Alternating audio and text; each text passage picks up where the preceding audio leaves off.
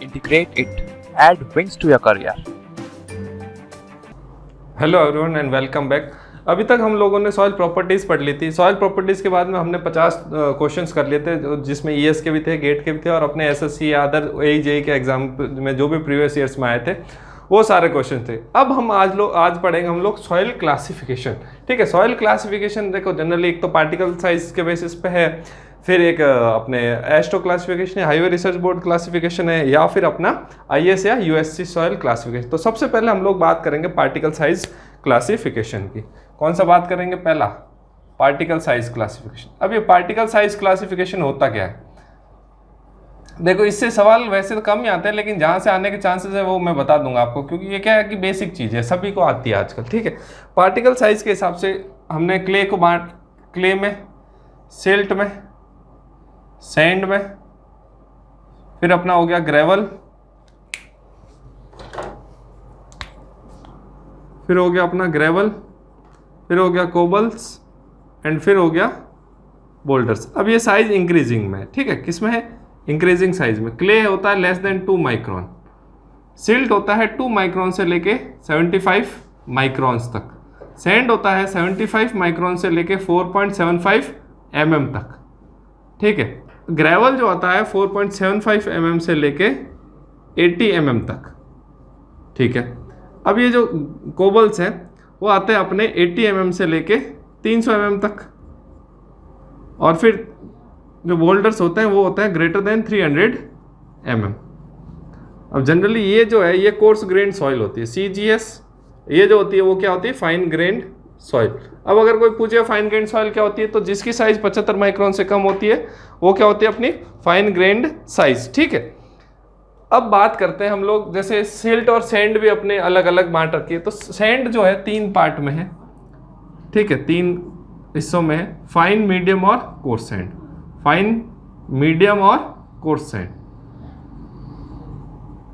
अब ये फाइन क्या होती है? ये होती है 75 माइक्रोन से लेके 0.425 mm तक, 2.425 mm तक। मीडियम होती है 0.425 mm से लेके 2 mm तक, और फिर होती है 2 mm से लेके 4.75 mm तक। ठीक है, इसी प्रकार जो अपने ग्रेवल्स होते हैं वो भी फाइन और कोर्स में। तो ग्रेवल्स क्या होता है? फाइन तो होते हैं 4.75, पहले फाइन लिख देते हैं। फाइन जो होते हैं वो होते हैं 4.75 से लेके 20 mm तक। फिर आते हैं कोर्स। ठीक है, कोर्स वो होते हैं 20 mm से लेके 80 mm के बीच में। ठीक है, इसी प्रकार हमारे जो सिल्ट है वो भी 3 पार्ट में है। किसमें? फाइन, मीडियम और कोर्स में। फाइन, मीडियम और कोर्स में। अब फाइन, मीडियम और कोर्स में क्या है? जैसे सिल्ट 2 माइक्रोन से स्टार्ट हो रही है, तो फाइन जो है वो है 2 माइक्रोन से लेके 10 माइक्रोन तक, 2 माइक्रोन से 10। तो मीडियम है वो है 10 माइक्रोन से लेके 20 माइक्रोन तक, और जो कोर्स है वो है 20 माइक्रोन से लेके 75 माइक्रोन तक। अब देखो इसमें अपने को इतना याद नहीं करना, अपने को एक तो बेसिक ये पता होना चाहिए कि क्ले की साइज क्या होती है, सिल्ट की साइज क्या होती है, सैंड की साइज क्या होती है, ग्रेवल, कोबल्स और बोल्डर्स। एक तो इनकी अपने को साइज पता होनी चाहिए जनरली। अब ये साइज किसकी है? उनके पार्टिकल साइज की। इनकी कहीं पे लिखा होता है D should be less than D, क्या इनको सबको स्फेरिकल मान के चलते हैं उस हिसाब से। फिर ये सिल्ट को 3 पार्ट में डिवाइड कर, हमारे जो क्वेश्चन आता है वो आता है मेनली, अच्छा ये मैंने कोबल से कर दिया क्या यहाँ पर? एक्चुअली ये ग्रेवल से। ठीक है, ये इससे ग्रेवल के पार्ट्स। ठीक है, तो ये जो मेनली अपने क्वेश्चन आएगा ना, अगर पार्टिकल साइज से आता है तो वो आता है सैंड के पार्ट्स पे। सैंड के जो 3 पार्ट्स हैं, फाइन, मीडियम और कोर्स, वो कभी कभी पूछ लेता है मीडियम सैंड किस साइज की होती है, तो ये साइज है। तो अपने को ये ध्यान रखना, जनरली सैंड से आता है, आज तक कभी बाकी किसी से आया नहीं। बहुत पहले आते थे कि सैंड की साइज क्या होती है, लेकिन आजकल ये थोड़ा अंदर से पूछ लेता है। ठीक है, या फिर अब क्या पता ट्रेंड थोड़ा चेंज करके सिल्ट पे चला जाएगी, फाइन सिल्ट की साइज क्या होती है, मीडियम की क्या होती है, या कोर्स की क्या होती है। इसके बाद अपना जो सेकेंड क्लास, फर्स्ट क्लासिफिकेशन हो गया पार्टिकल साइज। अब इसमें ऐसा लिखने वाला कुछ है नहीं। ठीक है, फिर सेकेंड आता है अपने टेक्सचरल क्लासिफिकेशन। अब टेक्सचरल क्लासिफिकेशन में क्या है? कि सैंड के टेक्सचर मतलब सॉइल के टेक्सचर पे, टेक्सचरल क्लासिफिकेशन किसके बेसिस पे, टेक्सचर। अब इसमें क्या होता है, हम लोग एक ट्रायंगल बनाते हैं, इसको ट्रायंगुलर क्लासिफिकेशन भी बोलते हैं। क्या बोलते हैं, ट्रायंगल बनाते हैं। अब ट्रायंगल में देखो यहाँ 0 to लेके 100 तक होता है, इधर होता है सिल्ट, इधर होता है 0 to 100 क्ले, इस तरफ होता है क्ले और इस तरफ होता है सैंड। ये सैंड 0 to 100 ऐसे, इसमें ऐसे हम लोगों ने डिवाइड। फिर क्या होगा कि इनको 10 पार्ट्स में, यहाँ से क्या 10 लाइन्स, 1 2 3 4 5 6 7 8 9, तो यहाँ से क्या हो गया, हर एक क्या बता रहा है 10, ये परसेंटेज में ना 10 20 ऐसे लिख देता हूँ, 10 20 30 40 हो गया, 50 60, ये 70 हो गया, 80 90 100, इस प्रकार इसको भी और इसको भी,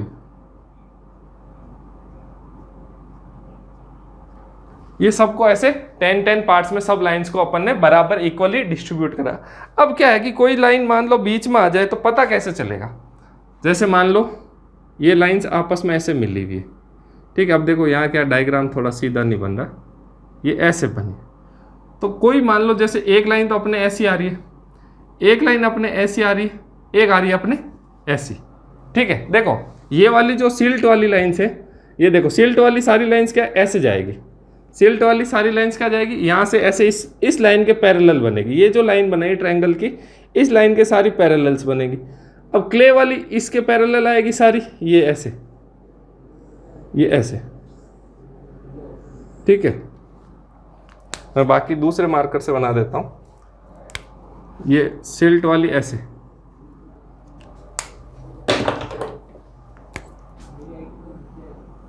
ये ऐसे, इतना कोई पूछता नहीं है। ये एक लाइन थोड़ा क्या स्किप हो गई थी, अपन ने कोई गिन के नहीं करा था, ये ऐसे, ये ऐसे, और एक जो बच गया वो अपने क्या हो गया, सैंड। अब सैंड की किसके पैरेलल आएगी, इस लाइन के, ये ऐसे, ये ऐसे, ये भी एक लाइन एक्स्ट्रा में चली गई।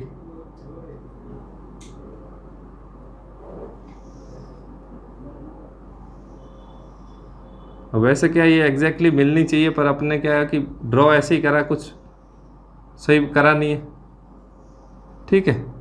तो मान लो कोई भी ट्रायंगल, जैसे ये पॉइंट है, अगर मेरे को इस पॉइंट पे निकालना है कि इस पॉइंट पे कोई पूछ ले, एग्जामिनर ऐसे क्वेश्चन दे दे और इस पॉइंट पे पूछ ले कि कितनी सैंड है, कितनी सिल्ट है और कितनी क्ले है, तो देखो क्ले कितनी होगी, यहाँ से देखना अपने को 10 20 30 40 50%, तो इस साइज पे क्या दिखाता है, क्ले, ठीक है। इस पे क्या दिखा रहा है, ये ऐसी वाली लाइंस किसकी है, रेड वाली, ये है अपनी सैंड की, और ये वाली जो लाइन है ब्लू वाली वो किसकी, अपने सिल्ट की। तो इस पॉइंट पे क्ले क्या है, 50% है। अब सैंड देखो, सैंड कहाँ से आ रही है, यहाँ से ऊपर से आ रही है, 0 यहाँ से स्टार्ट हो रहा है, तो 10 वाली लाइन है, तो सैंड हो गया अपने, इसको 50% लिख देते हैं, सैंड हो गया 10%। अब देखो सिल्ट, देखो सिल्ट यहाँ पर 0 यहाँ से स्टार्ट, 0 10 20 30 और ये 40 वाली लाइन है, तो सिल्ट क्या हो गया 40। तो अपने 100% सैंड 100% सॉइल का क्लासिफिकेशन हो गया। कैसे हुआ कि यहाँ पर सैंड 10% है, सिल्ट है और क्ले। अब इसमें क्या होता है कि एक जैसे हमने पढ़ा है लोम सॉइल कौन सी होती है, लोम सॉइल में क्या होगा कि जब तीनों ही 30% के आसपास, तीनों अराउंड 30% आएगा, ऑल सॉइल्स इक्वली प्रेजेंट हो, ऑल सॉइल्स क्या हो, इक्वली प्रेजेंट हो, यानी कि नियरली 30% के आसपास। एक होता है सैंडी लोम, सैंडी लोम में क्ले एब्सेंट होता है, सैंडी लोम में क्या होगा, क्ले एब्सेंट होगा, वो लगभग इधर इधर आएगी, उधर नहीं जाएगी, क्ले नहीं होता है, बहुत कम होता है क्ले, लगभग 10% के आसपास ही होता है, बहुत ही कम होता है क्ले, यानी कि ये जो 10% वाली क्ले की लाइन है इससे नीचे नीचे रहेगी, लगभग यहाँ ही रहेगी, ठीक है, या यहाँ कहीं पे भी आएगी तो इस लाइन से नीचे नीचे रहेगी। सैंड और सिल्ट 40-50% के आसपास होती है सैंडी लोम में, और लोम में क्या होता है, तीनों ही सैंड सिल्ट और क्ले, ठीक है। तो ऐसे अपने को ध्यान रखना है कि क्ले कौन से हॉरिजॉन्टल पोर्शन पे क्ले होती है, इंक्लाइंड अगर नीचे की तरफ जा रहा है, इंक्लिनेशन अगर राइट साइड की तरफ जा रहा है तो अपना क्या होगा, राइट साइड और डाउनवर्ड जा रहा है तो अपने क्या होगा, सैंड होगा, और राइट साइड अपवर्ड जा रहा है इंक्लिनेशन तो अपने क्या होगा, सिल्ट हो जाएगा। तो ये चीज़ आपको ध्यान रखनी, यही टेक्सचरल क्लासिफिकेशन, इसमें से कोई खास क्वेश्चन आता नहीं। अब कभी कभी पूछ लेता किसके बेसिस पे, तो ये पार्टिकल साइज के बेसिस पे है, टेक्सचर के बेसिस पे, और उसके कंपोनेंट्स कौन कौन से, कंपोनेंट्स इन द सेंस कि ये तीनों कौन कौन से, ठीक है। तो यही है, इसमें और कुछ नहीं। इसके बाद आता है हाईवे रिसर्च बोर्ड या आस्टो क्लासिफिकेशन। थर्ड क्लासिफिकेशन किसका है, हाईवे रिसर्च बोर्ड या आस्टो क्लासिफिकेशन। अब वो क्या होता है वो हम लोग देखते हैं। देखो सबसे इंपॉर्टेंट तो अपने इसमें सब आईएस क्लासिफिकेशन या यूएससी क्लासिफिकेशन। थर्ड क्या है, हाईवे रिसर्च बोर्ड यानी कि एचआरबी, हाईवे रिसर्च बोर्ड या आस्टो क्लासिफिकेशन, ठीक है। आस्टो भी क्या होता है, American association for state highway, वो मतलब हाईवे के लिए ही एक्चुअली है, ठीक है। अगर ये क्लासिफिकेशन हो,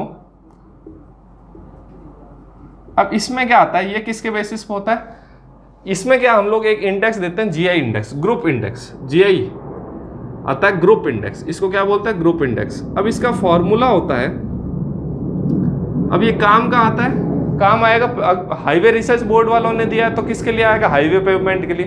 तो इसको जनरली सॉइल क्लासिफिकेशन के लिए हम लोग काम में ना लेके हाईवे का जब पेमेंट बनाते हैं, इनके जो सबसे लोअर मोस्ट वगैरह सॉइल डालते हैं, सबसे नीचे सब ग्रेड में, फिर ऊपर बेस में, सब बेस में, इन सब में जो हम लोग सॉइल डालते हैं, उस सॉइल का क्लासिफिकेशन किसके हिसाब से होता है, इसके जीआई नंबर के हिसाब से होता है, या फिर हाईवे रिसर्च बोर्ड क्लासिफिकेशन के अकॉर्डिंग होता है। एक सीबीआर भी होता है, वो अपने यहाँ नहीं है, लेकिन बात करते हैं अपने यहाँ पर जो है ग्रुप इंडेक्स है। अब ग्रुप इंडेक्स की कभी कभी वैल्यूज पूछ लेता है, इसकी वैल्यू होती है 0 to 20, ठीक है। अब इसकी कितनी वैल्यू होती है, इसकी रेंज जो है 0 to 20, ये आपको याद रखनी है। फिर कभी कभी पूछ लेता है 0 है, अगर ग्रुप इंडेक्स की वैल्यू 0 है तो क्या शो करता है, सबसे बेटर सॉइल, बेस्ट है, ठीक है। और अगर 20 है, सबसे लोवेस्ट क्वालिटी है, क्वालिटी जो है सॉइल की वो लोवेस्ट क्वालिटी। और बेस्ट क्वालिटी कब है, जब उसकी वैल्यू क्या है, 0, यानी कि जैसे जैसे वैल्यू इंक्रीज हो रही है ग्रुप इंडेक्स की, वैसे वैसे क्वालिटी ऑफ सॉइल क्या हो रही, डिक्रीज हो रही है। अब ये फाइंड आउट कैसे करते हैं, जेई का फॉर्मूला होता है 0.2a plus 0.005 AC plus 0.01 BD, ठीक है। अब ये सब A, C और B क्या है, अब A का मतलब होता है परसेंटेज फाइन्स, ठीक है। और एक चीज मैं आपको बता दूं, कहीं पे भी अगर परसेंटेज फाइन्स लिखा आ रहा है, कहीं पे भी परसेंटेज फाइन्स लिखा आ रहा है, इसका मतलब है वो बात कर रहा है फाइन ग्रेन सॉइल की, यानी कि फाइन ग्रेन सॉइल क्या हो गया, less than 75 micron, less than कितना हो गया, 75 माइक्रोन। तो ये बोल रहा है परसेंटेज फाइन्स माइनस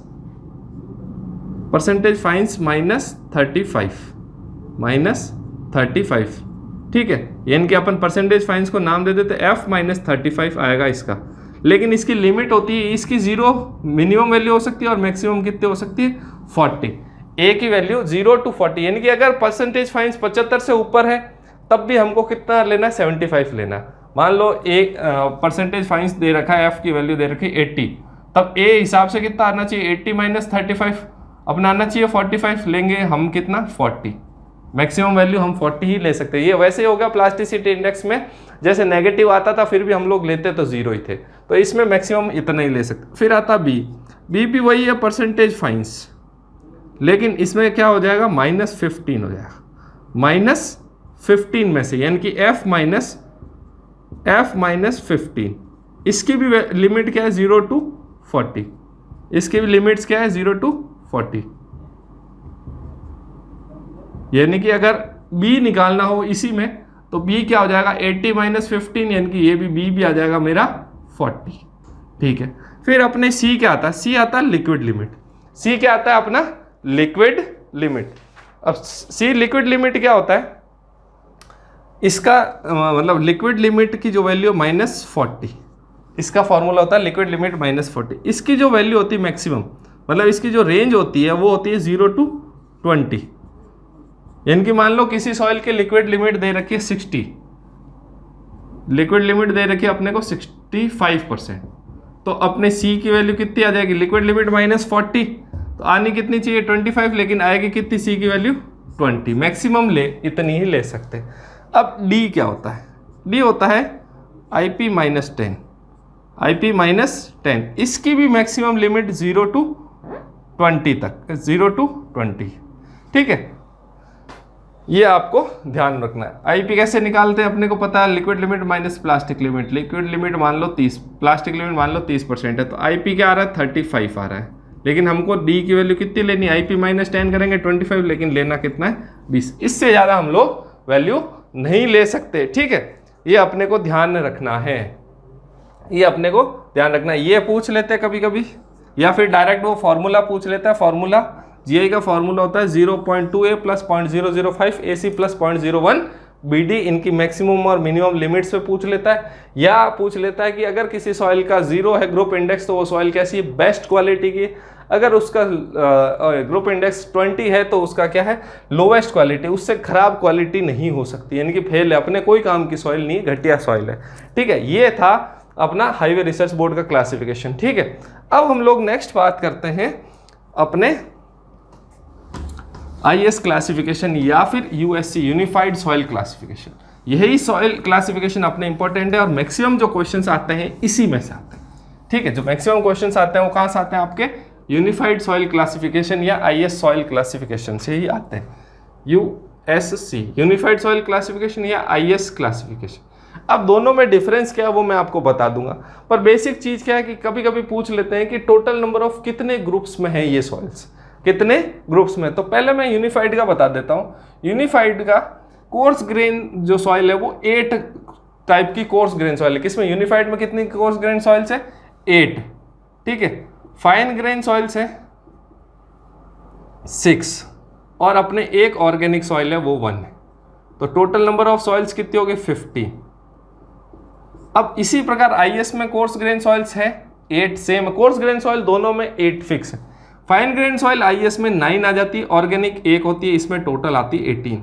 ये पूछ लेते हैं टोटल कितने टाइप्स ऑफ सॉइल है, तो ये अपने को अब पता चल गया। यूनिफाइड में कितना है, 8, 6 और 1, लेकिन आईएस में 8, 9 और 1। सिर्फ फाइन ग्रेन सॉइल में ही डिफरेंस, इसलिए दोनों क्लासिफिकेशन साथ चलते हैं। जहां डिफरेंस होगा मैं आपको बता दूंगा उसी टाइम, ठीक है। उससे पहले जब तक अगर मैं कुछ डिफरेंट ना बोलूं, चीज अलग ना बोलूं, तब तक उसका मतलब क्या है, सेम चीज है। पूरा क्लासिफिकेशन क्या चलेगा, पूरा सॉइल चलेगा सेम टू सेम क्लासिफिकेशन, ठीक है।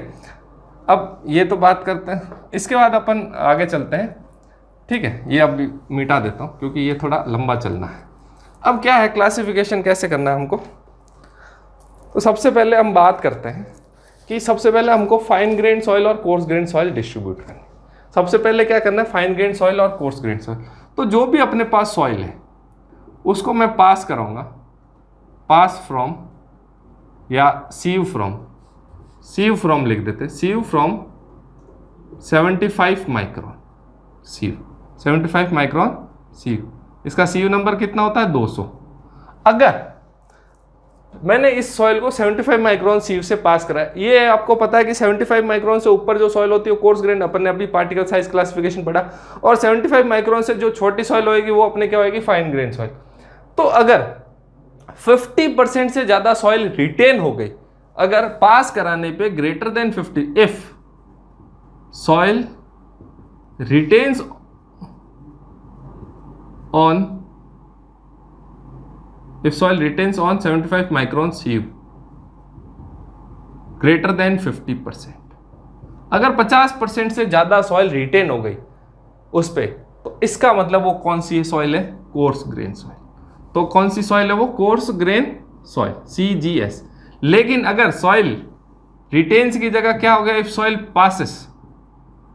Passes on 75 micron सीव greater than 50%, या अपन इसको ऐसे लिख सकते हैं, सेम टू सेम रहने देते हैं, रिटेन्स ऑन लेस देन 50%, इसको ऐसे कहते हैं। अगर 50% से ज्यादा रिटेन हो गई, उस पर रुक गई, तो कोर्स ग्रेन, और 50% से ज्यादा पास हो गई तो अपने क्या हो जाएगा, फाइन ग्रेन सॉइल, ठीक है। ये हो गया। अब ये तो मेरे को पता चल गया कि सॉइल कौन सी है, कोर्स ग्रेन या फाइन ग्रेन। अब कोर्स ग्रेन में भी हमने 2 चीज पढ़ लिया था, सैंड और ग्रेवल। अब ये जो सैंड और ग्रेवल है उसका अलग खेल है। तो मैं क्या करूंगा, ये सॉइल जो थी, इस पूरी सॉइल को मैं अब पास कराऊंगा, पास फ्रॉम 4.75 mm सीव। क्यों 4.75 mm सीव, क्योंकि यहां से मुझे पता चलेगा कि सैंड है कि ग्रेवल है। अब मुझे यहां से क्या पता चलेगा कि सैंड है कि ग्रेवल। तो अगर मैं इस पास कराऊंगा 4.75 mm सीव से सॉइल को, तो अगर वही बात है, अगर 4.75 mm पे 50% से ज़्यादा रिटेन हो गई तो ग्रेवल और 50% से ज़्यादा पास हो गई तो sand. If soil retains on 4.75 mm greater than 50% तो अपने हो गया ग्रेवल, और अगर सेकेंड लाइन में क्या है 4.75 mm रिटेन जो हो रही है वो लेस देन 50% हो रही है तो वो क्या हो जाएगा सैंड। 50% से ज़्यादा रिटेन हो गई तो सैंड, 50% से ज़्यादा रिटेन हो गई तो ग्रेवल, 50% से ज़्यादा पास हो गई तो सैंड। ये अपने को ध्यान रखना। पहले हमको क्या करना है, उनको सॉइल को कोर्स ग्रेन और फाइन ग्रेन में डिस्ट्रीब्यूट करना है, फिर कोर्स ग्रेन को भी सैंड और ग्रेवल में डिस्ट्रीब्यूट करना है। तो हमने ये कर लिया, ठीक है। अब अगर ये जो सॉइल है इसके कुछ नियम है, अगर इसमें परसेंटेज फाइन्स, पहला बात, अब मैं इसको अपने मान लो कोर्स ग्रेन सॉइल थी, अब मैं इसको आगे और डिस्ट्रीब्यूट करूंगा। अब आगे डिस्ट्रीब्यूट कैसे करूंगा, इफ, पहला point, if percentage fines is less than 5%। अब ये परसेंटेज फाइन्स क्या, वापस 75 माइक्रोन से छोटा अगर मेरे पास सिर्फ 5%, अगर जो सॉइल है उस पूरी सॉइल में 75 माइक्रोन से जो छोटे पार्टिकल है वो कितने, सिर्फ 5%। तो अगर ऐसा होगा तो क्या होगा कि फाइन जो सॉइल होगी यानी कि सिल्ट और क्ले, उसका कोई इफेक्ट नहीं होगा, उसका बहुत ही कम इफेक्ट होगा। किस पे, इस पे कोर्स ग्रेन सॉइल या टोटल ओवरऑल सॉइल पे, वो टोटली बिहेव करेगी कोर्स ग्रेन की तरह, फाइन ग्रेन का कुछ भी अंश नहीं आएगा। क्यों, क्योंकि मैंने आपको D10 समझाया था। D10 क्या बोला था, इफेक्टिव साइज, वो क्या होता है सॉइल की प्रॉपर्टीज को दर्शाता, लेकिन यहाँ पर सॉइल की प्रॉपर्टीज में कोई ऐसा डिस्टर्बेंस हो नहीं रहा। क्यों, क्योंकि D10 क्या है, खुद ही D10 जो आ रहा है वो किस में आ रहा है, 75 माइक्रोन से ऊपर आ रहा है, तो D10 खुद भी तो कोर्स ग्रेन सॉइल का ही है, तो इसलिए कोई फर्क पड़ेगा नहीं। तो अगर कोई फर्क नहीं पड़ेगा तो ग्रेवल और सैंड दो पार्ट में डिस्ट्रीब्यूट होगा। कैसे, ग्रेवल में आएगा 2 नाम, ठीक है। इसी प्रकार इसको नीचे कर लेता हूं मैं, उधर ना करके, ठीक है। तो यहां लिख देता हूं कोर्स ग्रेन सॉइल, ठीक है। इधर आएगा ग्रेवल, इधर आया ग्रेवल, और अपने इधर आ गया सैंड। अब ये जो ग्रेवल है ये 2 तरह, मैंने आपको ग्रेवल में एक चीज लिखाया था जब CU और CC ग्रेन साइज डिस्ट्रीब्यूशन पढ़ रहे थे अपन, तब ग्रेन साइज डिस्ट्रीब्यूशन जब पढ़ रहे थे GSD, तब मैंने आपको बताया था CU और CC का कुछ खेल। तो मैंने बताया था अगर CU ग्रेटर देन 6 है तो वेल ग्रेडेड क्या बोलते हैं सैंड, और ग्रेटर देन 4 था तो वेल ग्रेडेड ग्रेवल, और CC का बताया था 1 to 3 के बीच। तो यहाँ पे मैं क्या लिखूंगा, ये ग्रेवल 2 तरह का होगा, एक होएगा वेल ग्रेडेड, एक होएगा पुअरली ग्रेडेड। अब क्या आएगा, वेल ग्रेडेड और पुअरली ग्रेडेड। लेकिन इनसे पहले मैं आपको एक और चीज बताता हूं, इनका क्या है, नोटेशन कैसे करते हैं, क्या कैसे करते हैं नोटेशन, तो मैं आपको बता देता हूं। अगर मैं लिख रहा हूं जी मतलब होता है ग्रेवल, जी मतलब क्या होता है ग्रेवल, S मतलब सैंड होता है, ठीक है, M मतलब सिल्ट होता है। सैंड और सिल्ट में कंफ्यूज ना हो, सैंड का मतलब S होता है, M का मतलब सिल्ट होता है। C होता है क्ले, C क्या होता है क्ले। W का मतलब होता है वेल ग्रेडेड, W का मतलब होता है वेल ग्रेडेड, ठीक है। WG नहीं होगा, सिर्फ W होगा वेल ग्रेडेड। P का मतलब होता है पुअर ग्रेडेड, पुअर ग्रेडेड। अब पुअर ग्रेडेड या यूनिफॉर्म ग्रेडेड एक ही होता है, पुअर या यूनिफॉर्म ग्रेडेड, मैं इनको लिख देता हूँ बार बार कंफ्यूजन ना हो। पुअर या यूनिफॉर्म ग्रेडेड क्या होता है, एक ही सॉइल होता है, अलग अलग नहीं होता, एक ही के 2 नाम है, ठीक है। उसके बाद आएगा L, I और H, उसके बाद क्या आएगा L, I और H। L का मतलब है लो कंप्रेसिबल, लो कंप्रेसिबल, ठीक है। I का मतलब क्या हो गया, इंटरमीडिएट कंप्रेसिबल, और H का मतलब क्या हो गया, हाई कंप्रेसिबल। I का मतलब इंटरमीडिएट या मीडियम कंप्रेसिबल, इंटरमीडिएट कंप्रेसिबल, और एक हो गया हाई कंप्रेसिबल। ये आपको ध्यान रखना है नोटेशंस, ठीक है। अब मैं बात करता हूं आगे, यहां पे आ जाता हूं। अगर मेरी सॉइल का, अगर सॉइल, अब यहां पे क्या होता है, ग्रेवल क्या हो सकती है, या तो वेल ग्रेडेड ग्रेवल हो सकती है GW या GP। अब एक और चीज ध्यान रखने वाली बात है, अब बोलोगे सर कि आप तो लिख तो रहे हो GW लेकिन बोल रहे हो वेल ग्रेडेड ग्रेवल, यानी कि उल्टा बोल रहे हो। तो उल्टा ही लिखा जाता है, जो पीछे होगा वो पहले बोला जाएगा, जो पहले होगा वो बाद में, यानी कि सफिक्स प्रीफिक्स और प्रीफिक्स सफिक्स में आ जाता है यहाँ पर। तो ग्रेवल का G बाद में काम में लेंगे तो डब्लू पहले डब्लू बाद में, तो डब्लू को क्या बोलेंगे, वेल ग्रेडेड ग्रेवल। इसी प्रकार पुअर ग्रेडेड ग्रेवल। अब वेल ग्रेडेड ग्रेवल की क्या कंडीशन थी, मैंने बताया था आपको CU ग्रेटर देन 6 और CC की वैल्यू क्या बताई थी 1 to 3 के बीच में। इसी प्रकार अगर इन दोनों में CU वेल ग्रेडेड ग्रेवल के लिए 4 बताया था, ठीक है, अगर इन दोनों में से कोई भी कंडीशन, सिंगल कंडीशन भी मेट नहीं हो रही, नहीं मिल रही, तो अपने क्या आएगा, poor graded. Any one condition does not match, any condition not match, कोई भी कंडीशन मैच नहीं हो रही या मैच नहीं हो रही, तो अपना क्या हो जाएगा, ये पुअर ग्रेडेड। ठीक है, वेल ग्रेडेड के लिए CU ग्रेटर देन 4 और CC 1 to 3, ये बेटा बहुत ध्यान से पढ़ना है, ये चीजें सारी काम आनी। अब सैंड में भी इसी तरह 2 क्लासिफिकेशन। अब सैंड कब होगी कि वो जब 50% से ज्यादा उस पे 4.75 mm पे पास हो गए, ठीक है। तो सैंड के भी 2 हिस्से, अब 2 हिस्से कैसे हो गए, SW और SP। देखो अब ज्यादा कंफ्यूजन नहीं है, SW और SP। अगर सैंड थी तो सैंड के भी 2 हिस्से, SW और SP। SW कब होगी, वेल ग्रेडेड सैंड। SP क्या हो गया, पुअर ग्रेडेड या यूनिफॉर्म ग्रेडेड। SW का मतलब है, बता दिया। अब SW कब होगा, जब CU ग्रेटर देन 6 होगा। मैंने आपको जब CU और CC बताया था, कोएफिशिएंट ऑफ यूनिफॉर्मिटी और कोएफिशिएंट ऑफ कर्वेचर, तब भी बताया था कि SW मतलब वेल ग्रेडेड सैंड के लिए CU की वैल्यू ग्रेटर देन 6 और CC की वैल्यू तो दोनों के लिए 1 to 3 ही होती है, क्योंकि वेल ग्रेडेड सॉइल के लिए CC की वैल्यू 1 to 3 होती है। अब अगर इन दोनों में से कोई भी कंडीशन नहीं मिल रही, नो कंडीशन, यहां पर इन दोनों में से कोई भी कंडीशन, नो कंडीशन मैच, तो अपना क्या हो जाएगा, पुअर ग्रेडेड सैंड। तो क्या हो जाएगा, पुअर ग्रेडेड सैंड हो गया। तो ये चीज हो गई। अब इसके बाद अब अगर परसेंटेज फाइन्स ग्रेटर देन 12%, अब क्या आ रहा है, percentage fines greater than 12%। First में तो क्या हो गया, परसेंटेज फाइन्स लेस देन 5% थे, अब परसेंटेज फाइन्स ग्रेटर देन 12%, यानी कि अब खेल किसका है, यानी कि यहाँ पे क्ले और सिल्ट, यानी कि जो फाइन ग्रेन सॉइल है उनका भी यहाँ पर खेल है।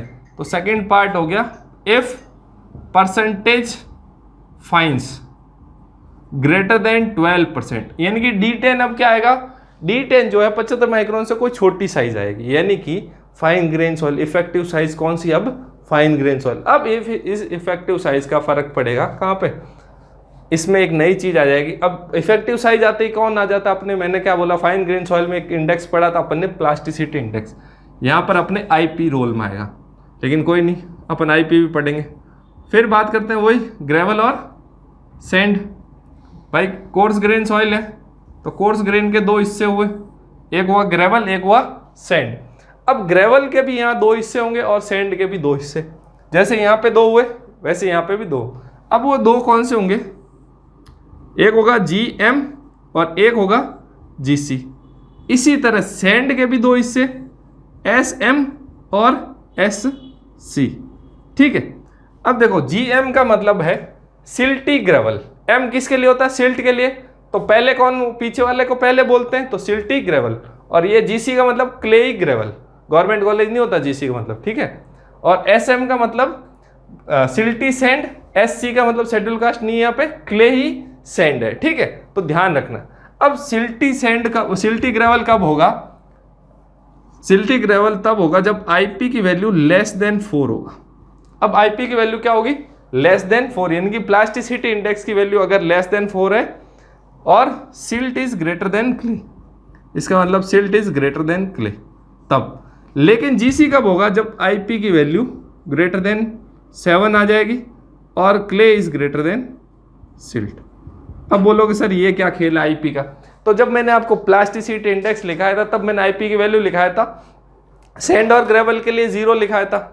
सैंड और ग्रेवल बोला था 0, क्यों, क्योंकि नॉन प्लास्टिक होती। क्ले के लिए मैंने सिल्ट के लिए मैंने लिमिट लिखाई थी 10 से 15, 10 to 15, और मैंने क्ले के लिए क्या बोला था 15 to 100, यानी कि जब प्लास्टिसिटी इंडेक्स ज़्यादा है तो वो कौन सी होगी, क्ले। तो यहाँ पर प्लास्टिसिटी इंडेक्स ज़्यादा आ रहा है तो क्ले। आपको बस इतना ध्यान रखना है कि IP की वैल्यू अगर 4 से कम है तो सिल्ट होगा, 7 से ज़्यादा है तो क्ले होगा। अब आप बोलोगे सर अगर IP की वैल्यू 4 से 7 के बीच में आ गई, किसके बीच में, 4 to 7, IP की वैल्यू अगर 4 to 7 आ गई तो जब भी ऐसी कंडीशन होगी उसको हम लोग बोलते हैं बाउंड्री लेयर क्लासिफिकेशन। क्या बोलते हैं? बाउंड्री लेयर क्लासिफिकेशन, यानी कि वो बाउंड्री पे आएगा, बाउंड्री लेयर क्लासिफिकेशन। अब जब भी बाउंड्री लेयर क्लासिफिकेशन आता है हमको पता नहीं होता कि क्ले ज़्यादा है कि सिल्ट ज़्यादा है, तो हम लोग इसको क्या नाम दे देते हैं? ये दोनों भाई साहब साथ में आ जाएंगे। क्या आ जाएगा? GM GC, clayey silty gravel या सिल्टी क्लेई ग्रेवल। क्या हो जाता है तब क्या हो जाता है? दोनों नाम साथ आ जाएंगे। इसको बोलते हैं बाउंड्री लेयर क्लासिफिकेशन। लेकिन इस पे सवाल नहीं आते, सवाल आते हैं इन दोनों पे, GM और GC पे। तो GM कब होगा? सिल्टी ग्रेवल कब होगा? जब IP की वैल्यू लेस देन 4 होगी, और IP की वैल्यू अगर ग्रेटर देन 7 है तो वो क्या हो जाएगा? Clayey gravel. अब सेम कंडीशंस क्या है इसमें? अगर वो सैंड थी तो IP की वैल्यू लेस देन 4 होगी तो सिल्टी सैंड, ठीक है। इसमें भी वही सिल्ट ग्रेटर देन क्ले, और अगर IP की वैल्यू ग्रेटर देन 7 हो गई तो वो क्या हो जाएगा? सिल्टी मतलब क्लेई सैंड। क्ले क्या हो जाएगा? ग्रेटर देन सिल्ट, ठीक है। बाकी वही अगर 4 से 7 हुआ, IP वैल्यू 4 to 7 तो SMSC। अब लेकिन मैंने आपको क्या लिखाया था कि कोर्स ग्रेन सॉइल कितनी होती है? 8, दोनों के लिए लिखाया था। तो आप देखो, गिनो 1 2 3 4, 4 तो यहाँ हो गए और 4 ही यहाँ हो गए, 8 हुए कि नहीं? इनको भूल जाओ, ये बाउंड्री लेयर क्लासिफिकेशन अपने काम का नहीं है। बाउंड्री लेयर क्लासिफिकेशन भूल जाओ। अपने जो यूनिफाइड सॉइल क्लासिफिकेशन, ये IS जो सॉइल क्लासिफिकेशन है इसको यूनिफाइड बोलते हैं, यूनिफाइड, ठीक है। अब ये 1 2 3 4 5 6 7 और 8, जिसमें 4 तो ग्रेवल के हैं और 4 ही सैंड के। अब मैं एक बार फिर से अपन बात करते हैं। क्या करा मैंने? सॉइल को पास कराया 75 माइक्रोन CU से। अगर मेरे सॉइल 50% से ज़्यादा रिटेन हो गई 75 माइक्रोन पे तो सॉइल क्या होगी? Coarse grain. तो मान लिया मेरे सॉइल क्या थी? 50% से ज़्यादा रिटेन, कोर्स ग्रेन। अब मैंने उस सॉइल को वापस पास कराया किससे? 4.75 mm से। अब 4.75 mm से वापस पास कराया। अगर मेरी सॉइल 50% से ज़्यादा पास हो गई तो क्या हो जाएगी? 50% से ज़्यादा रिटेन हो गई तो क्या हो जाएगी? ग्रेवल। मान लो मेरे यही वाला केस था। मैं कौन कौन सा केस ले रहा हूँ? ये वाला, ये वाला, ठीक है। अब ये अगर ग्रेवल था तो मैं इसका CU और CC चेक करूंगा। अब मैं क्या करूंगा? CU और CC को चेक करूंगा, ठीक है। या भी ये भी नहीं करूं तो मैं वापस से क्या करूंगा? परसेंटेज फाइंस चेक करूंगा। और अगर मेरा परसेंटेज फाइंस लेस देन 5% आया, मैं क्या करूंगा? परसेंटेज फाइंस चेक करूंगा, लेस देन आया मेरे 5%। जैसे ही परसेंटेज फाइंस लेस देन 5% आया, मेरे को ये पता है कि ग्रेवल है और परसेंटेज फाइंस लेस देन 5% है, तो अब मेरे को 2 चीज चाहिए। 2 चीज क्या चाहिए? एक तो मुझे CU चाहिए, एक मुझे चाहिए CC। CU क्या होता है? कोएफिशिएंट ऑफ यूनिफॉर्मिटी, और CC क्या होता है? Coefficient of curvature. तो मैं क्या करूंगा? CU और CC निकालूंगा। CU और CC कैसे निकालूंगा? आप लोगों को मैंने पहले ही बताया था। CU का फॉर्मूला होता है D60/D10 और CC का फॉर्मूला होता है D30 का स्क्वायर अपॉन में D60 इंटू D10, D30 का square upon D60 into D10। ये सब चीजें मैं ऑलरेडी करा चुका हूं, ठीक है। तो अगर CU तब मेरा अगर मान लो CU ग्रेटर देन 4 आ रहा है और CC 1 to 3 के बीच में आ रहा है तो मेरा क्या हो जाएगा? GW हो जाएगा। अगर ऐसा नहीं होता तो मेरे ये आ जाता। कोई एक भी कंडीशन, मान लो CU तो ग्रेटर देन 4 आ रहा है लेकिन CC मेरे लेस देन 1 आ गया या मेरे ग्रेटर देन 3 आ गया, उन दोनों ही कंडीशन में मेरे क्या आ जाएगी? पुअर ग्रेडेड सॉइल, ठीक है। अब इसी प्रकार अगर ये पास हो जाता है, यहाँ पे ये वाला केस ऊपर वाला ना हो के ये वाला हो जाता और परसेंटेज फाइंस मेरे 12% से ज्यादा आ जाते, तो मेरे कौन सा केस होता है? ये वाला सैंड वाला, SMSC वाला। फिर मैं क्या चेक करता? IP चेक करता, यानी कि liquid limit minus plastic limit निकालता, और अगर ग्रेटर देन 7 आ जाता तो क्ले, नहीं तो क्या आ जाता? सैंड आ जाता। तो ये तो हो गया अपना पूरा। अब कभी कभी क्या सर आप बोलोगे, सर ये परसेंटेज फाइंस लेस देन 5% पे करा दिया, ग्रेटर देन 12% पे करा दिया, ये बीच के कहाँ गए? तो बीच के परसेंटेज फाइंस 5 से 12। अगर परसेंटेज फाइंस, ये वाला इधर वाला रफ कर देता हूं मैं, अगर परसेंटेज फाइंस आपके आ जाए 5 to 12 तब भी बाउंड्री लेयर क्लासिफिकेशन होगा। तब क्या आएगा? अब क्या दे रहा हूं मैं? परसेंटेज फाइंस F 5 to 12% है, तब क्या आएगा मेरा? Boundary layer classification. जैसे ये पे पढ़ा था ना IP 4 to 7, तब भी मेरा बाउंड्री लेयर, तो 5 to 12 पे भी मेरा क्या आएगा, बाउंड्री लेयर क्लासिफिकेशन, और वहाँ पर सॉइल हो जाएगी मेरे 8 तरह की। 8 तरह की कैसे, 4 ग्रेवल के, 4 सैंड के। जैसे क्या हो जाएगा, मैं ऐसे जस्ट एग्जांपल बता रहा हूँ, GW GC या फिर SM SW SP SM, ऐसा कुछ हो गया। तो ऐसे करके 8 हो जाएगी। अब GW GC का मतलब क्या है, well graded clay gravel, well graded clay gravel. अब इसका मतलब है कि CU और CC की वैल्यू तो क्या, CU ग्रेटर देन 4 है, CC जो है 1 to 3 के बीच में, और IP जो है ग्रेटर देन 7 है। इसका मतलब ये, पर ये चीज़ें अपने काम की नहीं है, ये बाउंड्री लेयर क्लासिफिकेशन अपने एग्जाम में आता नहीं, ठीक है, तो इसलिए अपन इसको नहीं पढ़ेंगे, ठीक है। और अगर इसका पूछ ले ये क्या है, तो भाई SP आ रहा है, तो CU तो ग्रेटर CU या CC कंडीशन मिल नहीं रही है, CU एंड CC कंडीशन मिल नहीं रही, और सिल्ट जो है ग्रेटर देन क्या है, क्ले से, इसका मतलब IP वैल्यू जो है लेस देन 4 है, ऐसा कुछ आएगा। ऐसे करके ये 8 हो जाएंगे। मैं आपको नाम लिखवा देता हूँ अगर बाई चांस कभी आ जाए, वैसे आता नहीं है, आज तक आया नहीं, ठीक है। क्या हो गया, GW GC, इसी प्रकार GW GM हो जाएगा। अब GW के ग्रेवल वेल ग्रेडेड के 2 हो गए, ऐसे ही वेल पुअर ग्रेडेड के GC और GM हो जाएगा। अब ये SP हो गया एक, तो SP दूसरा SC, अब SW SM और SW SC, यानी कि जो आपको सैंड के 4 लिखाए थे उनको आपस में मिलाना है, ठीक है, उनको आपस में मिलाना है, और इधर जो ग्रेवल के 4 लिखाए थे उनको आपस में मिलाना है। ऐसे करके 8 हो जाएंगे, ठीक है। पर ये अपने काम के नहीं, इसलिए मैंने कोर्स ग्रेन के सिर्फ 8 लिखाए थे, ठीक है। अब बात करते हैं फाइन ग्रेन सॉइल की। अब मैं बात किसकी करूंगा, fine grain soil classification. Coarse grain तो हो गया, यानी कि अब फाइन ग्रेन। अब क्या था, अब मेरे ये जो कंडीशन थी, मेरे कंडीशन पहली वाली क्या थी, सॉइल को मैंने पास कराया कहाँ से, 4.75 mmCU से, और मेरे जो सॉइल थी वो 75% से ज़्यादा, मतलब 50% से ज़्यादा पास हो गई, 50% से ज़्यादा क्या हो गई, 75 माइक्रोन CU पे पास हो गई। अब पास हो गई तो मेरा क्या आ गया, फाइन ग्रेन सॉइल। अब जैसे ही फाइन ग्रेन सॉइल आएगा उसमें क्या हो सकता है, मेरे पास 3 तरह की सॉइल हो सकती है। क्या हो सकती है, 3 तरह की सॉइल, ठीक है। एक तो हो सकती है क्ले, एक हो सकती है सिल्ट, एक हो सकती है मेरे पास ऑर्गेनिक सॉइल, ठीक है। अब ये 3 तरह के हो सकते। अब इसमें भी इसके नाटक है। अब इसमें नाटक क्या है, अब मैं बात कर रहा हूं अपने IS क्लासिफिकेशन की। अब मैं किसकी बात कर रहा हूं, अपने IS क्लासिफिकेशन की। पहले बता रहा हूं मैं IS क्लासिफिकेशन की बात कर रहा हूं यहां पर, ठीक है। अब क्या होगा, अब सॉइल क्या है, फाइन ग्रेन सॉइल किसके हिसाब से चलती है, प्लास्टिसिटी या कंप्रेसिबिलिटी में मैंने आपको क्या बताया, एक ही चीज़ है। प्लास्टिसिटी या कंप्रेसिबिलिटी मैंने आपको बताया था, एक ही चीज़। तो जो सॉइल ज़्यादा प्लास्टिक होती है उसकी लिक्विड लिमिट भी हाई होती है, उसकी क्या होती है, लिक्विड लिमिट भी हाई, यानी कि वो क्या होगी, ज़्यादा कंप्रेसिव।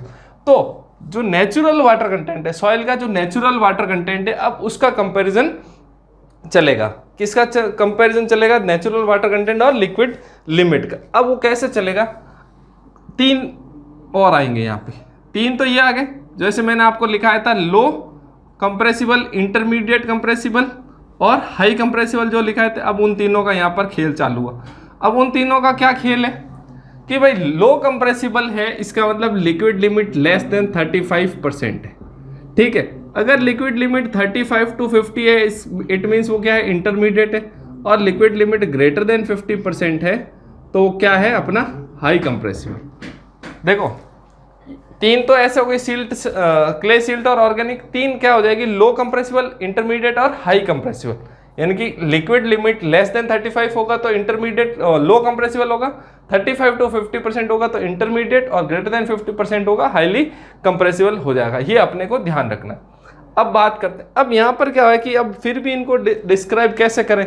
अब ये तो आपने बोल दिया कि भाई मान लो कोई सॉइल की कंप्रेसिबिलिटी ये है, उससे पता चल जाएगा कि क्ले लो कंप्रेसिबल है, इंटरमीडिएट है, हाई कंप्रेसिबल। पर क्ले और सिल्ट में डिफरेंशिएट कैसे करेंगे, क्ले और सिल्ट में डिफरेंशिएट कैसे करेंगे।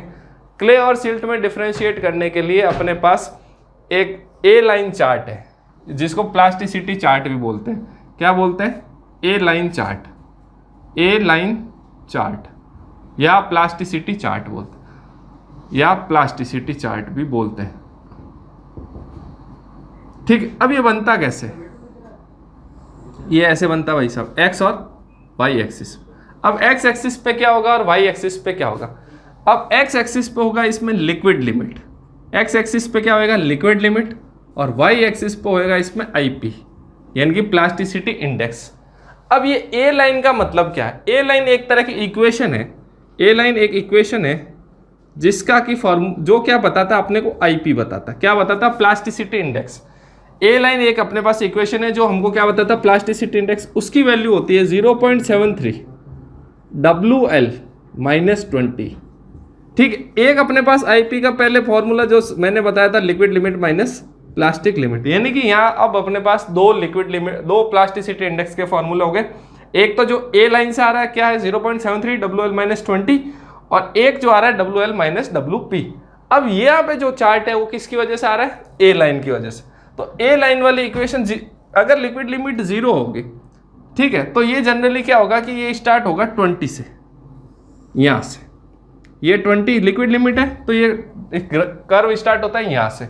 ठीक है, अब इसके बाद अपने को 35 और 50 वाले बीच में बांटना है। ये आ गया भाई 35 और ये आ गया मेरे पास 50। तो मैं क्या करूँगा, इन पे बीच में लाइन बना दिया मैंने। यहाँ पर मैंने क्या करा, लाइन बना दिया, ये 35 और ये हो गया मेरे 50 वाली, ये 35 और ये हो गया मेरे 50 वाली लाइन। ठीक है, अब कैसे करूंगा मैं?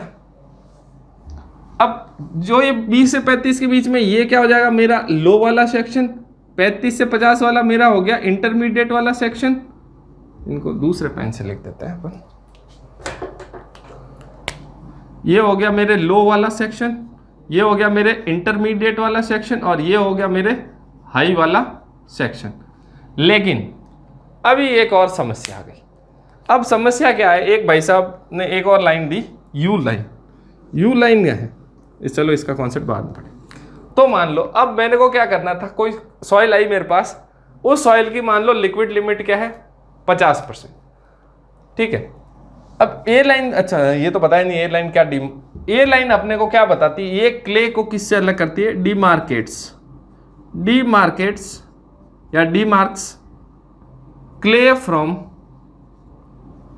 Silt and organic. इसका मतलब क्या है कि मैं क्ले, ए लाइन जो है, ए लाइन से ऊपर जो होगी वो होगी क्ले, ए लाइन से जो नीचे सॉइल्स होगी वो क्या होगी? Silt and organic. A line से ऊपर तो क्ले, तो मैं यहां लिख देता हूं क्ले, ठीक है, और ए लाइन से नीचे हो जाएगी सिल्ट एंड ऑर्गेनिक। ये बताता। अब पता कैसे चलेगा कि ऊपर है कि नीचे? पता कैसे चलेगा कि सॉइल जो है अपने ए लाइन से ऊपर है कि नीचे? तो मैं क्या करूंगा, प्लास्टिसिटी इंडेक्स निकालूंगा। मान लो प्लास्टिसिटी इंडेक्स आईपी इस फॉर्मूले से मेरे पास आ रहा है 20। मान लो इस फॉर्मूले से आईपी आया मेरे पास 20, और इस फॉर्मूले से मान लो मेरे पास आईपी आया 14। इस फॉर्मूले से मेरे पास आईपी आया 20, इससे आया 14। तो ए लाइन तो ये है, तो 14 का ही मान लो यहाँ पे होगा। मान लो 14 वाला पॉइंट ये है, ये जो ए पॉइंट बता रहा हूँ वो मान लो 14 है, तो अपने पास तो 20 आया आईपी, तो क्या आएगा? ऊपर आ जाएगा। तो क्या आ जाएगा? ऊपर, यानी कि ये सॉइल क्या हो जाएगी? क्ले। यानी कि अगर मेरे को इन दोनों से आईपी निकालना है, कंपैरिजन करना है। अगर आईपी ए लाइन वाले का ज़्यादा है तो सिल्ट के या ऑर्गेनिक होएगी सॉइल, या अपने आईपी पुराने वाले फॉर्मूले का ज़्यादा है तो क्या हो जाएगी? क्ले हो जाएगी। यानी कि ए लाइन से अगर ऊपर वाला आईपी आ रहा है तो क्ले, नीचे आ रहा है तो सिल्ट या ऑर्गेनिक। ठीक है, ये पता चल गया। अब एक बार अगर मेरे को ये पता चल गया तो उसके बाद अगर कोई सॉइल है मेरे पास, मान लो Cl की बात करो, क्ले ऑफ लो कंप्रेसिबल, या इसको लो कंप्रेसिबल क्ले लिख लो। मैं एक बार नाम लिखूंगा, आगे वही चलेंगे सबके। लो कंप्रेसिबल क्ले बोलते हैं इसको, लो कंप्रेसिबल क्ले बोलते हैं। अब इसमें क्या कंडीशन होगी भाई? पहली बात तो ए लाइन से अबव ए लाइन होगा, ये अबव ए लाइन। क्यों? क्योंकि आ रहा है क्ले। दूसरी कंडीशन क्या होगी इसमें? जो लिक्विड लिमिट है वो किससे कम होगी? 35 से कम। यानी कि ये जो सॉइल आएगी ये कहाँ आएगी? ये सॉइल आएगी अपने यहाँ पर, तो इसको मैंने नाम दे दिया Cl। अब ये आ गई यहाँ पे, ऐसे ही है सॉरी, ऐसे मान लो Ci। अब क्या होगा, ये इंटरमीडिएट कंप्रेसिबल क्ले हो जाएगा, आई आ गया तो इंटरमीडिएट कंप्रेसिबल क्ले। अब ये भी अबव ए लाइन, तो यहाँ ये कहाँ आ जाएगा, ये 35 से 50 के बीच में Ci, और यहाँ पर क्या हो जाएगा Ch, यानी कि हाई कंप्रेसिबल क्ले। अब मान लो मेरे पास जो कुछ आया, अब ये जो सॉइल आपने बोल दिया कि सर Ml और OL हो जाएगा, Ml और OL, तो Ml और OL कहाँ आएगा, यहाँ Ml और OL यहाँ आएगा, Mi और OI यहाँ आएगा, और MH और OH क्या आएगा, यहाँ आएगा। पता कैसे चलेगा, पता वही ए लाइन और IP, दोनों से IP निकालेंगे, तो मान लो ए लाइन वाले का आ गया इस बार 24 और इससे आया 20, तो ये क्या आ गया बिलो ए लाइन। तो जो बिलो ए लाइन्स होंगे वो क्या होगा, सिल्ट या ऑर्गेनिक। अबव ए लाइन जो होगा वो क्या होगा, अपना क्ले हो जाएगा। अब एक और चीज अपने को ध्यान रखनी, अब बोलोगे सर पता कैसे चलेगा सिल्ट है कि ऑर्गेनिक है। भाई दिक्कत तो एक और आ गई, पहले तो क्ले को अलग कर दिया हमने एक को, अब ये दूसरी दो और आ गए, इनको अलग और करो। इनके हम तो बंटवारा करते ही चल रहे हैं, कभी टोटल सॉइल का करा, फिर करा फाइन ग्रेन और कोर्स ग्रेन का, फिर कोर्स ग्रेन में ग्रेवल और सैंड का करा, फिर फाइन ग्रेन में आए तो पहले क्ले का करा, फिर क्ले में भी 3-3 हिस्से करे, फिर अब इसमें करो किस में, सिल्ट और ऑर्गेनिक में। अब सिल्ट और ऑर्गेनिक मैंने आपको पहले ही बताया था। ऑर्गेनिक सॉइल को कैसे करता है डिफरेंशिएट, मैं क्या निकालूंगा, लिक्विड लिमिट निकालूंगा। क्या निकालूंगा, लिक्विड लिमिट 2 बार। कैसे, कब 2 बार, एक बार before oven drying, find out liquid limit before oven drying, पहले बताया था फिर बता रहा हूं, बिफोर ओवन ड्राइंग, और एक बार निकालूंगा आफ्टर ओवन ड्राइंग, एक बार आफ्टर ओवन ड्राइंग। मान लो बिफोर ओवन ड्राइंग उसकी लिक्विड लिमिट थी x, तो आफ्टर ओवन ड्राइंग अगर उसकी liquid limit greater than 3/4 of x है, ग्रेटर देन 3/4 ऑफ x है, तो वो क्या होएगी मेरे पास, सिल्ट। अगर ग्रेटर देन 3/4 ऑफ x है तो होएगी सिल्ट। मैं इन दोनों में सिर्फ अभी इन दोनों में कंपैरिजन बता रहा हूँ, सिल्ट भी हो सकती है, क्ले भी हो सकती है। लेकिन अगर मेरे को सिर्फ सिल्ट या ऑर्गेनिक में निकालना है तो मैं क्या करूंगा, ओवन ड्राइंग से पहले और बाद में लिक्विड लिमिट निकालूंगा। लिक्विड लिमिट कैसे निकालते हैं, कैसे ग्रांडे से, है ना, कैसे ग्रांडे अपरेटस से। तो लिक्विड लिमिट निकाला बिफोर ओवन ड्राइंग, तो मेरे पास आया x। मैंने आफ्टर ओवन ड्राइंग एक बार ओवन में रखा उसी सॉइल को, फिर लिक्विड लिमिट निकाला, तो ग्रेटर देन 3/4 आया तो सिल्ट, और अगर लेस देन 3/4 आ गया, और अगर लेस देन 3/4 आ गया, लेस देन 3/4 ऑफ x, तो क्या हो जाएगा, ऑर्गेनिक। ये मैंने आपको पहले भी बताया था, एक बार फिर बता रहा हूं, ठीक है। ये बहुत ही इंपॉर्टेंट है, सिल्ट या ऑर्गेनिक। कई लोगों को ये चीज यहीं आके अटक जाते हैं, कई लोग यहाँ आके अटक जाते हैं, मामला पूरा उनको क्लासिफिकेशन आता है लेकिन ये वाली चीज नहीं पता। तो सिल्ट या ऑर्गेनिक कैसे करना है, अगर मेरे को ओवन ड्राइंग से पहले और बाद में मेरे को लिक्विड लिमिट निकालनी है, मान लो पहले x आया और बाद में x मान लो अपना 40 था, x मान लो 40 आया, लिक्विड लिमिट आया मेरे पास 40। जब मैंने बाद में उसको लिक्विड लिमिट बाद में करा ओवन ड्राइंग के बाद में, तो मेरे पास मान लो लिक्विड लिमिट आ गया अपने 32, तो 3/4 से ज्यादा, 3/4 होता है इसका 30, 3/4 आ रहा है, 32 आ गया मान लो, तो क्या हो जाएगा, सिल्ट। लेकिन अगर वही 28 आ जाता तो क्या हो जाता, ऑर्गेनिक। यानी कि 30 से ज्यादा, ग्रेटर देन 30 आएगा तो सिल्ट, और जस्ट लेस देन 30 आएगा तो क्या हो जाएगा, ऑर्गेनिक। और 30 भी आएगा ना तब भी सिल्ट होगा, है ना, 3/4 भी आएगा तब भी सिल्ट, लेकिन 3/4 से कम नहीं होना चाहिए, कम होते ही ऑर्गेनिक हो जाएगा, बराबर या ज्यादा पे सिल्ट। अब ये हो गया पूरा मेरा सॉइल क्लासिफिकेशन। लेकिन एक और चीज रह गई, वो है यू लाइन। अब क्या होता है, एक गड़बड़ क्या है कि भाई साहब एक थे यू लाइन बनाई उन्होंने। अब यू लाइन की इक्वेशन होती है यू लाइन की इक्वेशन भी याद रखनी है आपको। यू लाइन की इक्वेशन क्या होती है, 0.9 WL-8, 0.9 यू लाइन की इक्वेशन होती है WL-8।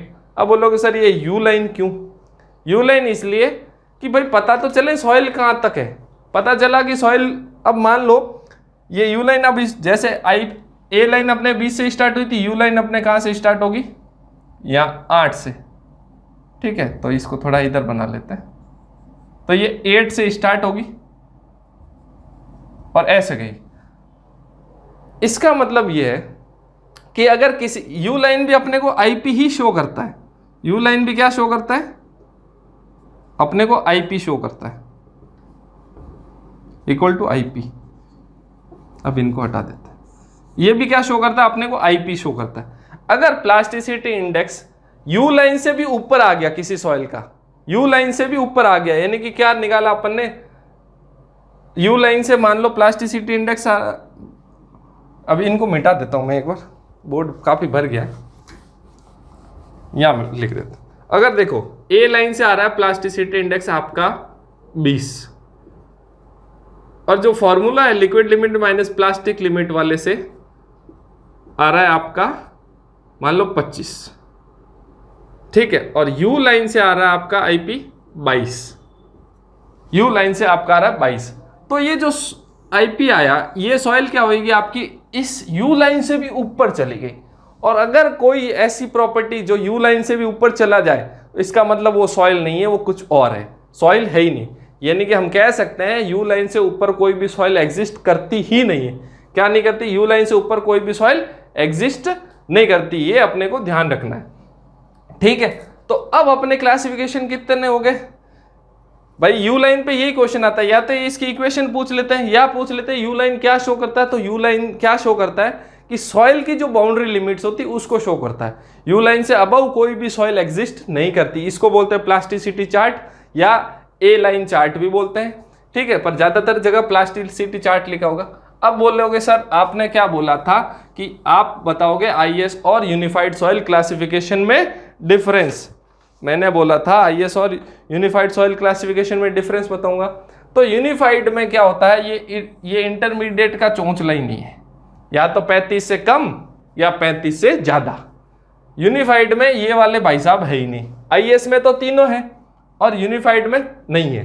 तो मैंने आपको क्या बोला था, फाइन ग्रेन सॉइल के कितने बताया था आईएस क्लासिफिकेशन में, 9। तो देखो Cl, Ci और Ch 3 हो गए, और 3 ये Ml और OL, Mi और OI, MH और OH 6, 3 और 6 हो गए 9। लेकिन जब अगर यूएससी क्लासिफिकेशन होगा तो ये जो 35 वाली लाइन है ना, इसके या तो इधर होगा या उधर होगा। तो इंटरमीडिएट ये जो 50 वाली जो लाइन आ रही है ना अपने, ये भाई साहब ये अपसेंट हो जाए तो ये कुछ होगा ही नहीं, सीधा ये। तो इसमें कितने बचे, अब बच के 6। तो यूनिफाइड में क्या हो जाएगा, यूएससी में वही 6 हो जाएंगे। फिर बच गया एक क्या हो गया, हाईली ऑर्गेनिक सॉइल होता है जिसको हम लोग बोलते हैं पीट। एक क्या हो गया अपना हाईली ऑर्गेनिक सॉइल जिसको हम लोग क्या बोलते हैं, पीट। तो इस तरह से अपना सॉइल क्लासिफिकेशन हो गया। मैं आपको आज एक क्वेश्चन करा देता हूं, ठीक है, छोटा सा क्वेश्चन है, उसके बाद आपको सारी डाउट्स क्लियर हो जाएंगे। अदरवाइज क्या होएगा कि कंफ्यूजन रहेगा कि कौन सा क्या है क्या नहीं, ठीक है। और आई होप कि आप साथ साथ में नोट्स भी बना रहे होंगे, ठीक है, कोई ना। क्वेश्चन भी इसी आईएस क्लासिफिकेशन या यूएससी पे ही कराऊंगा मैं आपको। बाकी तो क्या है कि सरल है, आपको रटना है, ठीक है, समझ के पार्टिकल साइज का डिफरेंस जो है फिक्स है। अब बोल रहा है कि कोई सॉइल है, सॉइल ए है, सॉइल ए और सॉइल बी दो करा देता हूं, उनके बारे में कुछ चीजें दे रखी है। सॉइल ए और सॉइल बी का दे रखा है परसेंटेज पासिंग, यहां दे रखा है परसेंटेज पासिंग, ठीक है, यहाँ 75 माइक्रोन और यहाँ 4.75 mm से। तो यहाँ तो दे रखा है 14 और 92, 14 और 92, यहाँ दे रखा है 75 और 100, ठीक है। यहाँ दे रखा है फिर अपने को D10, D30 और D60। तो D10 दे रखा है 0.14, 0.33 और 1, ठीक है, और यहाँ कुछ नहीं दे रखा ये, ठीक है। उसके बाद WL और WP दे रखा है, यहाँ से WL दे रखा है 16 और WP दे रखा है 8, और इसमें दे रखा है 58 और 14, 58 और 14। और एक और सॉइल है सॉइल C, जिसका कि परसेंटेज पासिंग 75 माइक्रोन पे तो दे रखा है 4% और यहाँ पर दे रखा है 68%, ठीक है। और D10 दे रखा है मान लो D10 दे रखा है 1, ये दे रखा है 4 और ये दे रखा है 7। ठीक है, लिक्विड लिमिट और प्लास्टिक लिमिट नहीं दे रखी। ठीक है, तो अब मैं बात करता हूं सबसे पहले सॉइल ए की। सॉइल ए, तो देखो मेरा पहला क्लासिफिकेशन किसके हिसाब से था? परसेंट 75 माइक्रोन पे पास कराया मैंने। 75 माइक्रोन पे मैंने क्या कराया? पास कराया। भाई सॉइल ए को 75 माइक्रोन से मैंने पास करा दिया, तो 75 माइक्रोन पे पास कराने पे 50% से ज़्यादा क्या हो रहा है? रिटेन हो रहा है। 50% से ज़्यादा सॉइल क्या हो रही है? रिटेन हो रही है। 50% से ज़्यादा सॉइल क्या हो रही है? रिटेन हो रही है। अगर 50% से ज़्यादा सॉइल रिटेन हो रही है, इसका मतलब क्या है कि वो क्या है? Coarse grain soil. तो सबसे पहले तो मेरे को कहाँ से पता चला? मैंने चेक करा 75 माइक्रोन पे। पहला चेक ऑन 75 माइक्रोन, उससे 50% से ज़्यादा पास हो गई, रिटेन हो गई, तो क्या हो गया? 75 माइक्रोन पे रिटेन हो गए 50%, तो कोर्स ग्रेन। अब दूसरा चेक किस पे था मेरा? Check on 4.75 mm। भाई अगर कोर्स ग्रेन पता चल गया तो 4.75 mm पे चेक करूंगा मैं। 4.75 mm पे चेक करा तो मेरा 50% से ज़्यादा सॉइल पास हो गया। 4% पे चेक करा तो 50% से ज़्यादा सॉइल पास हो गया। तो पास होता है तब क्या होता है? सैंड। पास होता है तो क्या होता है? सैंड। ठीक है, अब मेरे को ये पता चल गया। अब मेरे को ये पता है कि परसेंटेज जो फाइन्स है, अब मेरा तीसरा चेक किस पे आएगा? या तो मेरा परसेंटेज फाइन्स 5% से कम होना चाहिए या 12% से ज़्यादा। तो मैं क्या करूँगा? परसेंटेज फाइन्स मेरा है 14%, यानी कि ग्रेटर देन 12% वाला केस। अब ग्रेटर देन 12% वाला केस है तो मुझे क्या चाहिए? आईपी की वैल्यू। तो ग्रेटर देन 12% वाले में मेरे को चाहिए आईपी का क्या होता है? WL minus WP। तो WL कितना है? 16 और ये दे रखा 8, तो IP आया 8। अगर IP ग्रेटर देन 7 आया, यहां से मेरे को चेक क्या पता चला? IP ग्रेटर देन 7 यानी कि क्ले होगी। IP greater than 7 clay. अगर 4 से कम आता तो सिल्ट होती, अदरवाइज अब ये क्या है? क्ले। तो मेरे को क्या पता चला? सैंड यहाँ पे पता चला और यहाँ से पता चला क्ले है, तो क्या हो जाएगा? SC, Sandy clay. तो ये कौन सी सॉइल हो गई? Sandy clay. कैसे पता चल गया मेरे को? भाई मेरे को सबसे पहले तो चेक करना है कि सॉइल कोर्स ग्रेन्ड है कि फाइन ग्रेन्ड है। तो मेरे को चेक करा 75 माइक्रोन पे, तो 50% से ज़्यादा सॉइल क्या हुई? रिटेन हो गई 75 माइक्रोन पे। तो रिटेन हो गई मतलब कोर्स ग्रेन्ड है। ठीक है, इस पे सामने लिख देता हूँ, ग्रेटर देन 50% रिटेन्ड। ठीक है, अब दूसरा चेक मेरे को किस पे करना है? 4.75 mm पे। जैसे ही मैंने 4.75 mm पे चेक करा, ग्रेटर देन 50% सॉइल पास होते ही मेरे हो गई सैंड। अगर रिटेन हो जाती तो ग्रेवल हो जाता। ठीक है, उसके बाद मेरे को चेक करना है परसेंटेज फाइन्स में, या तो 4% से कम। परसेंटेज फाइन्स वाला लोचा क्या था? परसेंटेज फाइन्स का क्या लोचा था? या तो 5% से कम हो या ग्रेटर देन 12%। मेरे को ये चेक करना था। तो मैंने देखा कि 75 माइक्रोन पे दे रखा है कि 14%, यानी कि ग्रेटर देन 12%।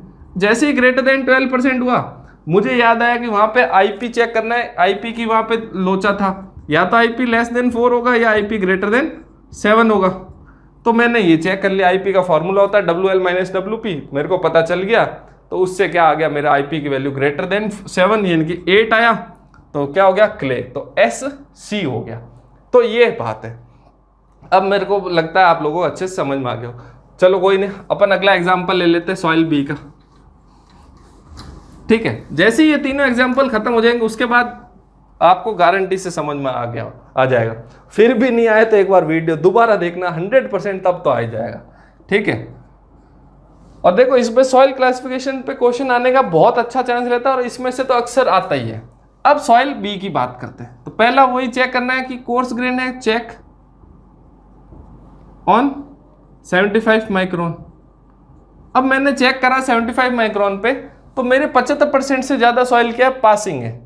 75% सॉइल क्या पासिंग है। अब पासिंग है यानी कि क्या है? Fine grain soil. Fine grain कैसे? Greater than 50% passing. ठीक है। अब फाइन ग्रेन हो गया, चलो ठीक है। अब फाइन ग्रेन आते ही मेरा खेल किसका आ जाता है, लिक्विड लिमिट का। यानी कि अब मेरे को ये पता चल गया कि ये क्ले, सील्ट क्ले या ऑर्गेनिक है, क्या है, या तो सी है या एम है या ओ है। ठीक है, अब ये तीनों में से मेरे को ये पता चल गया, इन तीनों में से कोई है। अब मैं क्या करूंगा, मैं क्या निकालूंगा, आईपी निकालूंगा। क्यों, क्योंकि मेरे को लिक्विड लिमिट पता लगाना। अब देखो, अब क्या है कि मेरे को ये भी पता करना था कि भाई लिक्विड लिमिट, तीन कंडीशन देखी थी मैंने, लिक्विड लिमिट की भी तीन कंडीशन देखी थी। एक तो ये पता चल गया, फिर मेरे को एल, आई और एच में से पता करना है। ठीक है, अब मेरे को इनकी कंडीशन क्या थी, लिक्विड लिमिट कंडीशन थी। तो लिक्विड लिमिट कंडीशन पहले की क्या थी, लेस देन 35, दूसरे की 35 से 50 और तीसरे की क्या थी, ग्रेटर देन 50। तो यहाँ से मेरे को पता चल गया कि 58 है लिक्विड लिमिट, यानी कि ग्रेटर देन 50 है। ये पता चल गया कि H है, ये मेरे को पता चल गया कि H है। लेकिन अभी तक इनमें पता नहीं लगा। इनमें पता लगाने के लिए मेरे को क्या निकालना है, एक तो A लाइन से IP निकालना है, A लाइन से IP क्या फॉर्मूला है, 0.73 WL माइनस 20, यानी कि 58 माइनस 20 38 इंटू 0.73 करेंगे तो अपने पास आएगा 38 इंटू 0.73। एक मिनट रुको, कैलकुलेट कर लेता हूँ। 38 इंटू 0.73, तो ये आया 27.74, ये आ गया 27.74। और एक आईपी मेरे को किससे निकालना है, liquid limit minus plastic limit. यहाँ से आईपी आया मेरे पास 58 माइनस 14 34, यानी कि ये कहाँ आ रहा है, अबव ए लाइन। इनके कंपैरिजन से मेरे को पता चला कि आईपी क्या आ रहा है, अबव ए लाइन, और ए लाइन से ऊपर कौन होता है, क्ले, यानी कि ये। तो क्या हो गया, कौन सी सॉइल हो गई, CH। तो कौन सी सॉइल हो गई, CH। कैसे पता लगा, सबसे पहले चेक करा 75 माइक्रोन पे, 75 माइक्रोन पे चेक करा तो मेरे को ये पता चला कि 75% जो सॉइल है पास हो रही है, यानी कि पास होते ही फाइन ग्रेन आ गई, 50% ज़्यादा पास हो रही है, यानी कि फाइन ग्रेन। अब उसके बाद मेरे को ये पता चल गया कि इन तीनों में से कोई है, तो मैं अब इन तीनों का पता लगा लूँ। अब इन तीनों कैसे पता लगाऊंगा, लिक्विड लिमिट का खेल है, या तो 35 से कम है, या 35 या 50 के बीच में, या ग्रेटर देन 50 है। तो मेरे को पता चला 58 दे रखा है, यानी कि हाई कंप्रेसिबल, ये तो पता चल गया हाई कंप्रेसिबल। ठीक है, उसके बाद अब मैं क्या करूंगा, हाई कंप्रेसिबल के बाद इन तीनों में करूंगा। तो ये तीनों कौन डिफ्रेंशिएट करता है, ए लाइन। तो ए लाइन से आईपी निकाला तो मेरा आया 27.74, और दूसरे वाले फॉर्मूले से आईपी निकाला तो 34। जैसे ही 34 आया मेरे को ये पता चल गया कि ये अबव ए लाइन है। तो अबव ए लाइन होते ही मेरा क्या आता है, अबव ए लाइन क्ले होता है। ठीक है, तो ये क्या हो गया, हाई कंप्रेसिबल क्ले। तो ये कौन सी सॉइल हो गई, हाई कंप्रेसिबल क्ले। अब मैं बात करता हूँ सॉइल सी की, अब मैं बात करता हूँ सॉइल सी की। इसके बाद आपका कोई डाउट नहीं रहेगा, इसके बाद आपका कोई डाउट नहीं रहेगा। सॉइल सी, अब सॉइल सी में क्या है, सबसे पहले वही चेक ऑन 75 माइक्रोन, भाई 75 माइक्रोन पे चेक करा। अब 4% ही पास हो रहा है, यानी कि ग्रेटर देन 50% क्या हो रहा है, रिटेन हो रहा है, यानी कि कोर्स ग्रेन सॉइल, ये पता चल। अब उसके बाद मेरा चेक कैसे करते हैं, check on 4.75 mm, check on 4.75 mm। 4.75 पे मैंने जैसे चेक करा तो लेस देन 50% रिटेन, 50% से कम रिटेन हुआ है। ज़्यादा होता तो क्या होता, ग्रेवल कम हुआ है, यानी कि सैंड। अब कोर्स ग्रेन में भी सैंड आ गया, ठीक है भाई, कोई दिक्कत नहीं। कोर्स ग्रेन में भी 50% से कम रिटेन हुआ, रिटेन नहीं है तो पासिंग दे रखा है ना, तो 50% से ज़्यादा रिटेन हुआ है, ग्रेटर देन 50% रिटेन, यानी कि ग्रेवल। भाई 48% पास हुआ है तो रिटेन कितना हुआ, 52%। तो क्या हो गया, 50% से ज़्यादा रिटेन, यानी कि ग्रेवल। अब ग्रेवल पता चलते ही मेरे को किसका पता होना चाहिए, CU या CU और CC की वैल्यू, CU CC, या फिर मेरे को पता होना चाहिए IP। अब IP का खेल यूं है, IP किस, और एक मेरे को पता होना चाहिए परसेंटेज फाइंस। ठीक है, वैसे मेरे को परसेंटेज फाइंस दे रखा है 4%, यानी कि परसेंटेज F जो है लेस देन 4% है। तो इसका मतलब जो सॉइल है या तो GW होगी या GP होगी, इन दोनों में से कोई और होगी, GW और GP, या तो ये होगी या ये होगी। क्यों? क्योंकि परसेंटेज फाइन्स लेस देन 5% है, लेस देन 5% है तो ये होगी। तो ये वाला तो खेल खत्म। अब इस पे डिपेंड करता है, तो वेल ग्रेडेड ग्रेवल के लिए CU और CC की वैल्यू निकाल लेते हैं। CU का फॉर्मूला होता है D60/D10, D60/D10, D60 दे रखा 7, D10 दे रखा 1, तो CU की वैल्यू आ गई 7। CC की वैल्यू दे रखी है D30 का स्क्वायर अपॉन में D60 इंटू D10, तो D30 की वैल्यू 4 है, 4 का स्क्वायर होता है 16, और नीचे D60 दे रखा 7 इंटू 1, तो 16/7 होता है लगभग 2 पॉइंट समथिंग। ये आया मान लो 2.2, मान लो 2.2 आया, तब भी तो CC की वैल्यू, अब देखो वेल ग्रेडेड ग्रेवल के लिए CU की वैल्यू ग्रेटर देन 4 होनी चाहिए और CC की वैल्यू आनी चाहिए 1 2 3। तो वेल ग्रेडेड ग्रेवल के लिए CU की वैल्यू ग्रेटर देन 4 है और CC की वैल्यू भी 1 2 3 के बीच में है, यानी कि क्या हो जाएगी सॉइल वेल ग्रेडेड ग्रेवल। अगर ये दोनों में से कोई एक भी कंडीशन नहीं मिलती तो मेरा क्या होता? Poorly graded gravel. ठीक है, अब आई होप आप लोगों को अच्छे से समझ में आ गया होगा कि कैसे क्लासिफिकेशन करते हैं पूरा का पूरा सॉइल का। तो इसी के साथ अपना ये सॉइल क्लासिफिकेशन खत्म होता है। नेक्स्ट लेक्चर में हम लोग क्या पढ़ेंगे? छोटे मोटी कुछ चीज़ें जैसे सॉइल स्ट्रक्चर हो गया, क्ले मिनरल हो गया, कोई खास इंपॉर्टेंट नहीं है लेकिन फिर भी कोई छोटा क्वेश्चन बन जाता है ना, तो वो पढ़ेंगे। तब तक के लिए thank you. Please like, comment and share. Thank you for watching the video. Please like, share and subscribe the channel Integrated.